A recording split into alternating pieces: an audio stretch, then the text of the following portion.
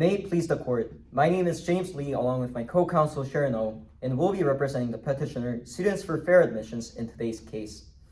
The issue presented today is whether this court should overrule Grutter and hold that institutions of higher education cannot use race as a factor. We'll argue that Grutter should be overruled for 4 reasons. First, Grutter has no constitutional, historical, nor jurisprudential foundations. Second, the tests established by Grutter are impractical. Third, Grutter has caused significantly negative impacts. And fourth, overruling Grutter would not upset reliance interests.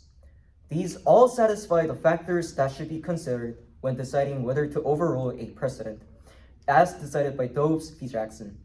However, the factor that should not be considered is whether a case has short-circuited the democratic process, as it does not relate to our case today. First of all, Grutter does not have any constitutional, historical, nor jurisprudential foundations. Grutter asserts that race is a proxy for one's views and claims that using race is necessary to achieve diversity of viewpoints, experiences, and backgrounds. However, this assertion is unconstitutional, as Miller v. Johnson and the 14th Amendment held that race is not a proxy for one's backgrounds, viewpoints, etc. Grutter's racial classification is especially unreasonable since, as Schuette held, racial lines are becoming more blurred in our contemporary society. And as Justice Scala asserted, a person's skin says nothing about their personality. How does the Equal Protection Clause of the 14th Amendment prohibit race-conscious affirmative action? Your Honor, the Equal Protection Clause of the 14th Amendment provides equal protection of laws to everyone, regardless of their ethnicity, which also prohibits race from being a factor in admissions policy, as Brown v. the Board of Education demonstrated. Furthermore, the authors of the 14th Amendment created this amendment to abolish the distinctions found on race. Therefore, race-conscious affirmative action that consider race in admissions policy and emphasize race as an important factor to determine an applicant's character are prohibited by the Equal Protection Clause of the 14th Amendment. Furthermore, Grutter rationalizes its racial classification in the name of preparing students for a diverse workforce and breaking stereotypes. Thus, the minority students are being treated as instruments to prepare students in the majority ethnic group. This limited scope of educational opportunities cannot be supported by the Brown v. Board of Education, which demands that education should be accessible to all. In addition, as Adrian held, racial classifications do not reduce but exacerbate racial prejudice, and recent statistics prove this ruling. According to the Middle District of North Carolina, minority students at the University of North Carolina are still ostracized, stereotyped, and isolated, despite the university's race-conscious affirmative actions. In addition, looking at the trends of hate crimes in campuses across the nation, campus hate crimes have increased by 40% in just 5 years. Grutter also deferred to universities' expertise and experience, which resembles the logic of Plessy that segregated students based on color of their skin. Grutter acknowledged universities' First Amendment right to choose their own student body, but public universities and private universities receiving federal funds do not have that right, as held by Jones v. United States and Russ v. Sullivan. How does legislation enacted by Congress in 1860 and 1870s affect your answer to question 1? Your Honor, we do not consider the legislation relevant to our case today. The legislation such as the Freedmen's Bureau were created to remedy past social discriminations towards African Americans. However, the interest to remedy past discriminations is an uncompelling interest to justify racial classifications in our contemporary society, as was decided by Shaw v. Hunt and emphasized many times in Grutter. Thus, the case today, which is interested in educational benefits from student body diversity, is not relevant to these legislations. Lastly, Grutter held in favor of Michigan Law School's program since it was virtually identical to Harvard's admission program. However, Harvard's race-conscious affirmative action does not satisfy strict scrutiny, as it penalizes Asian Americans, engages in racial balancing, and gives undue weight to race in admissions. Thus, Grutter does not have foundations in Constitution, principles upheld by numerous precedents, and statistics proving Grutter's ruling wrong. Moving to our second point, Grutter is impractical. Affirmative action first took place for African Americans to fulfill the civic duties associated with being citizens of the United States and to help them survive as freedmen. However, even from the beginning, questions were raised upon how long this assistance should be offered. The framers of the 14th Amendment clearly stated to not deny to any person within its jurisdiction the equal protection of the laws and established that free government demands the abolition of all distinctions founded on color and race. President Andrew Johnson's opinion upon the Freedmen's Bureau bill reflects the lack of constitutional basis for affirmative action as well.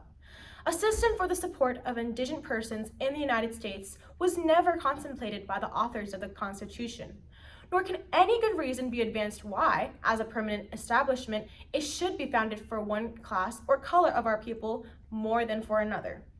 At that time, the policies of the Freedmen's Bureau were used for the sole purpose of correcting the effects of slavery, completely different from the situation in the current present of attaining educational benefits. It is not wrong to obtain the educational benefits that flow from a diverse student body, but using race in education deprives children of the minority group of equal educational opportunities, therefore being unreasonable. Brown v. Board of Education held the proposition that using race in any part of education is unconstitutional, and using race as a factor denies the equal protection laws guaranteed by the 14th Amendment. In addition, Grutter itself ruled on the basis that 25 years from now, the use of racial preferences will no longer be necessary to further the interest approved today. It has already reached 2 decades since the ruling of Grutter, and not much progress has been made towards the goal to achieve the benefits of student body diversity without taking race into account. Let's assume that the framers of the 14th Amendment concluded that race-conscious legislation was constitutional in the 1860s and 70s. Would that argument still work then more than 150 years later in a very different society? No, Your Honor. In that period, the framers were in favor of race-conscious legislation for the interest of remedying past discrimination, which was concluded constitutional in the 1860s and 70s. However, in a very different society like today, race-conscious legislation is unconstitutional due to rulings laid by Shaw v. Reno and Brown v. Board of Education that established that using racial classifications in any case is unconstitutional in our contemporary society. So the framers' argument in favor of racial conscious legislation would not be appropriate according to the precedents. The court observed that race-conscious programs must have a logical endpoint, or else it is dangerous. Chief Justice Roberts furthermore added that these programs are not going to stop mattering at some particular point. You're going to have to look at race because you say race matters to give us the necessary diversity. If race tells something about a person or is used to determine a person's qualifications, this directly contradicts the Constitution. Another impractical aspect of Grutter is based on the issue of enrolling a critical mass to attain the educational benefits that diversity is designed to produce. The critical mass that Grutter upholds cannot be achieved without assuring some specified percentage of a particular group, which would entail some type of quota, unconstitutional by Regents of California v. Bakke. This is solely because there is no way to measure if a university attained those educational benefits without precisely talking with students and faculty as to how people feel. The only remaining option is also incredibly unrealistic as it requires prolonged litigation. In addition, Chief Justice Roberts inquired why, between 2 applicants of the same viewpoint, one white and the other African American, the African American can get a benefit because of his race alone, and whether that involves something very stereotypical. He proposed 2 African American applicants who have entirely different views, whom Harvard regards as eligible for the same increase in opportunities for admission based solely on their skin color, regardless of whether their views contribute to diversity or not. Let's assume that the framers of the 14th Amendment thought that African descents deserve race-conscious privileges due to the unique context of slavery. Would framers have argued that Asians, Hispanics, and Natives deserve the same privileges? No, Your Honor. As we have emphasized in this court today, the framers of the 14th Amendment were in favor of race-conscious privileges only due to past discrimination towards African Americans. However, The discrimination faced by Asians, Hispanics, and Natives is at a different degree than the discrimination faced by African Americans in the United States. Slavery and discrimination is not interchangeable, and the effects faced by African Americans from slavery were so harmful that affirmative action policies were, in a sense, necessary to help them. Therefore, the framers would not have argued that those ethnic groups would have deserved similar privileges, as it was not the same degree of remedying discrimination for African Americans. In addition, there have been admission programs that have reinforced discrimination to certain ethnic groups and have brought more detrimental effects than discrimination itself. By definition, affirmative action is the practice of favoring individuals belonging to groups regarded as disadvantaged, a method used to end discrimination by ultimately discriminating against another group. Not only is this implausible, but it reinforces discrimination to certain ethnic groups and brings more detrimental effects than discrimination itself. There have been admission programs that intentionally discriminated against minorities, starting with Jewish students in the 1950s by Stanford University, and now encompassing Asian Americans. Asian Americans are perceived as only grinds with test scores who are deemed to lack the intangible characteristics, like student body diversity, that are central to its identity and educational mission. Students for Fair Admissions v. Harvard revealed the school's history of using similar language to describe Jewish students nearly a century ago, which led to a diversity rationale designed to limit Jewish enrollment in favor of applicants from regions with fewer Jews, such as the Midwest.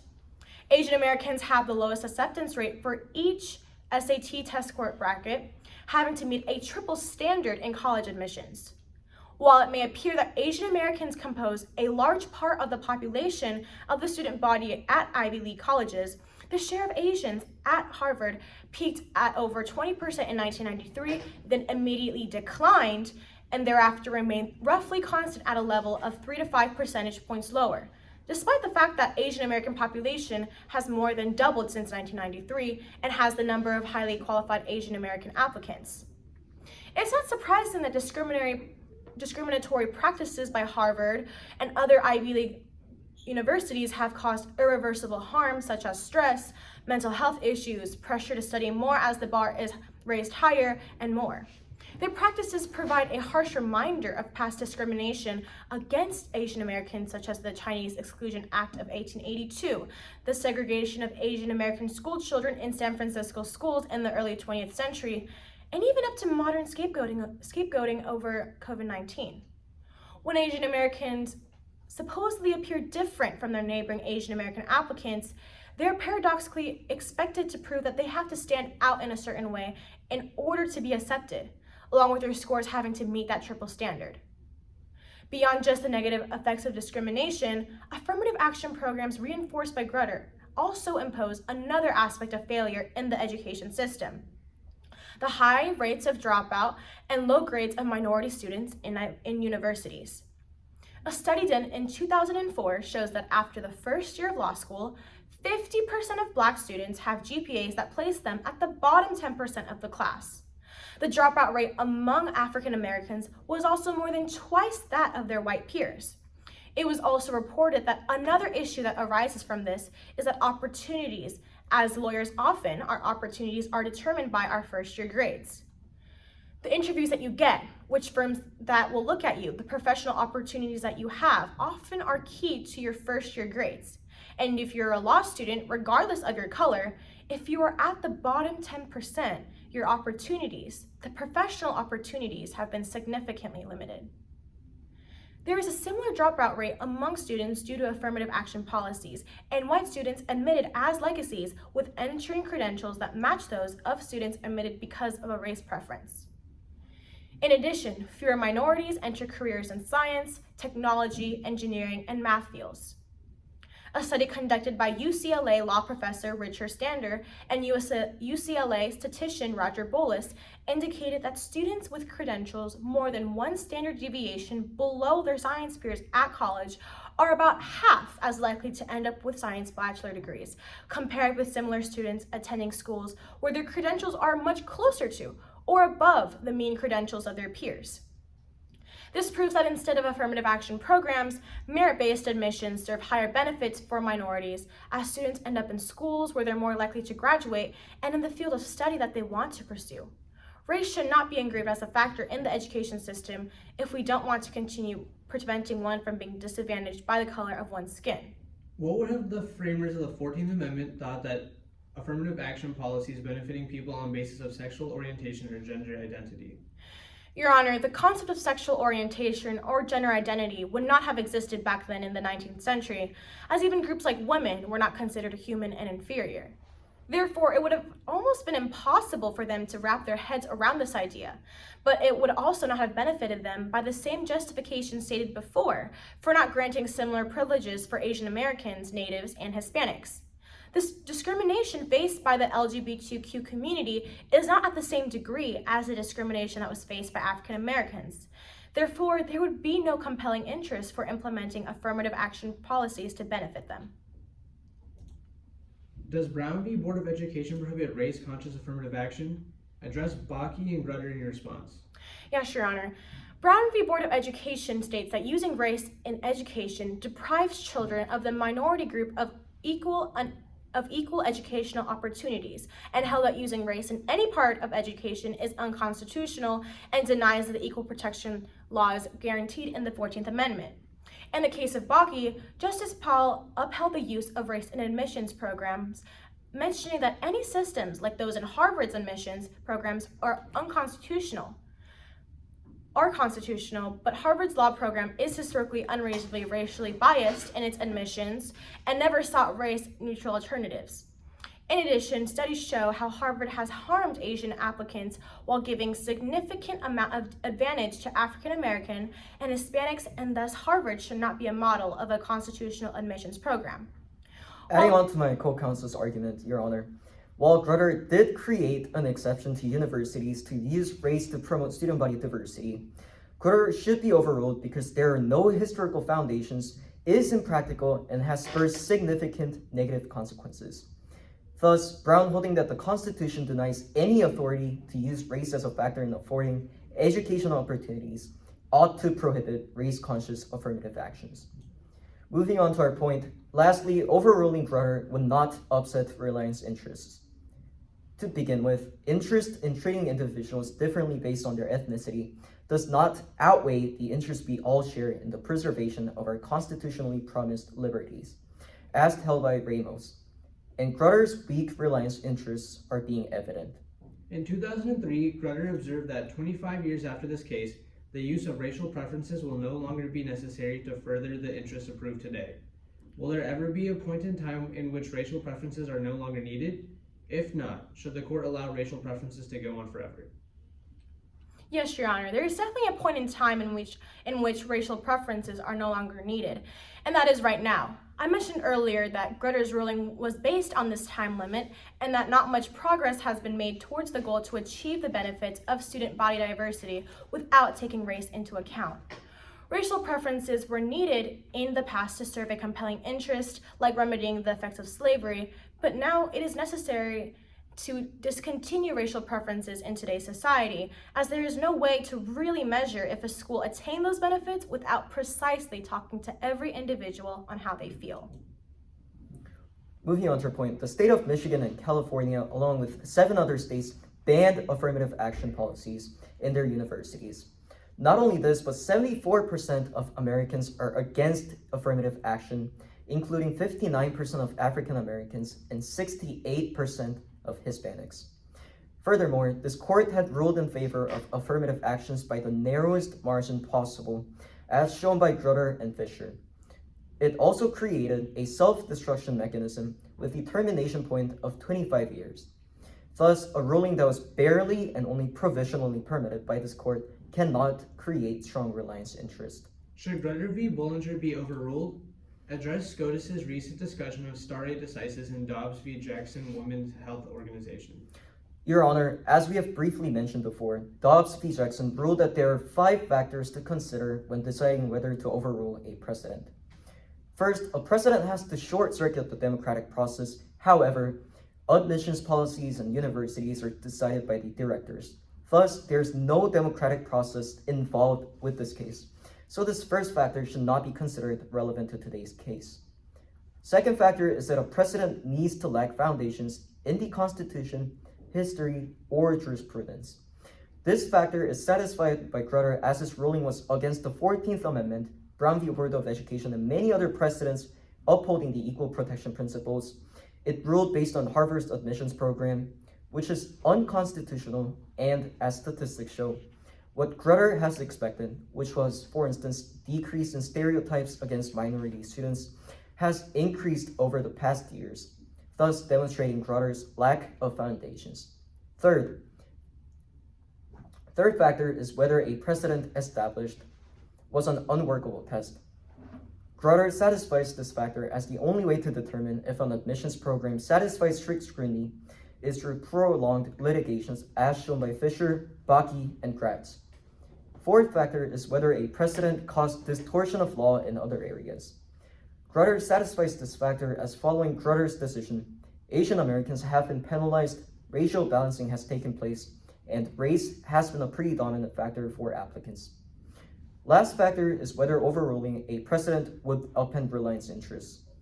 Grutter satisfies this factor as well since many states are moving to ban affirmative action and the majority of Americans are against race-conscious admissions programs. This court had also ruled in favor of affirmative actions by the narrowest margin possible. Grutter has a self-district mechanism and student body diversity can be achieved even without considering race in applications. Since Grutter satisfies every relevant factor decided by Dobbs, Grutter should be overruled.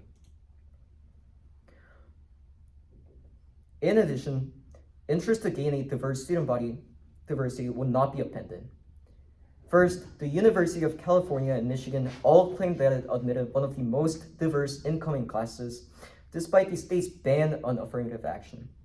Second, according to US News rankings, University of San Francisco, Florida Atlantic University, and University of Washington, which are all public universities located in states that banned affirmative action, rank as one of the most diverse universities in the nation.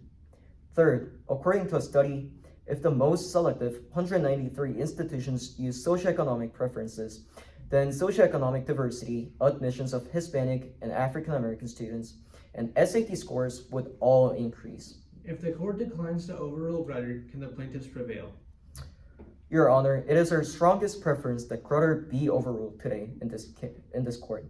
However, even if this court declines to overrule Grutter, according to Justice Kennedy's description, has a self-destruct mechanism that will end affirmative action when it is no longer necessary. We argue that affirmative action is indeed unnecessary in our contemporary society, as race is not a good factor to obtain student body diversity, and student body diversity can be achieved without considering race. Therefore, we could prevail without overruling Grutter.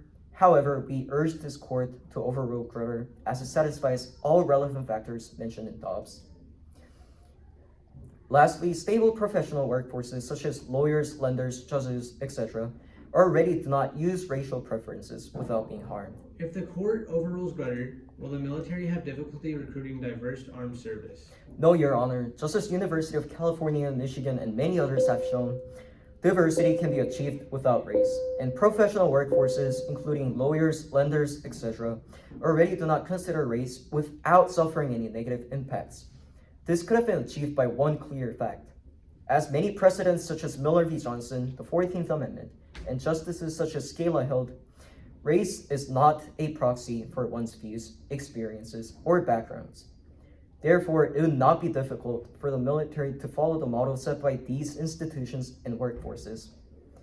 Furthermore, if the military finds that racial diversity is necessary, then that interest should be considered separately, as it is a different area than institutions of higher education. Diversity of the student body will still remain without Grutter. It is for these reasons that we pray that this court overrules the decision of the trial court. Thank you.